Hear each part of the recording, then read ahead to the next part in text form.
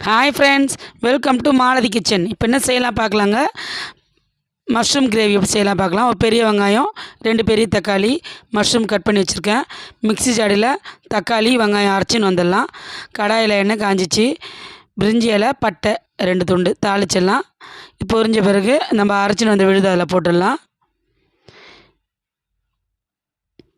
இது கொஞ்சம் வதங்கும் போதே இஞ்சி பூண்டு பேஸ்ட்டு போட்டுடலாம். இஞ்சி பூண்டு பேஸ்ட் இல்லாதவங்க அரைக்கும் போது 4 பல் பூண்டும் இஞ்சியும் சேர்த்து அரைச்சிடலாம்.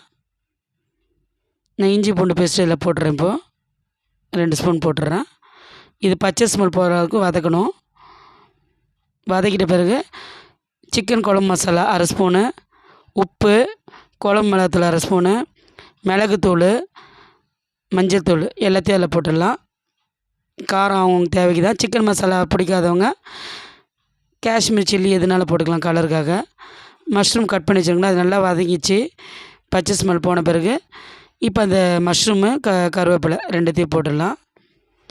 மஷ்ரூம் முதலே வதக்குன்னா குட்டி குட்டியாக ஆகிடும். அதனால் இந்த கிரேவி நல்லா பதம் வந்த பிறகு மஷ்ரூம் போட்டுட்டு தட்டு போட்டு மூடி 10 நிமிஷம் மீடியம் ஃப்ளேமில் வச்சேன் கேஸு. எண்ணெய் ஊற்றிக்கலாம், வேண்ட அளவு எண்ணெய் ஊற்றிக்கலாம். இது நெய் பட்டர் இருந்தாலும் போட்டுக்கலாம். அவ்வளோதான், ரெடி ஆயிடுச்சுங்க மஷ்ரூம் கிரேவி. நல்லாயிருக்கும், காரமாக மட்டன் சாப்ஸ் மாதிரி இருக்கும். தோசைக்கு, சப்பாத்திக்கு, இட்லிக்கு எல்லாத்துக்குமே நல்லாயிருக்கும்.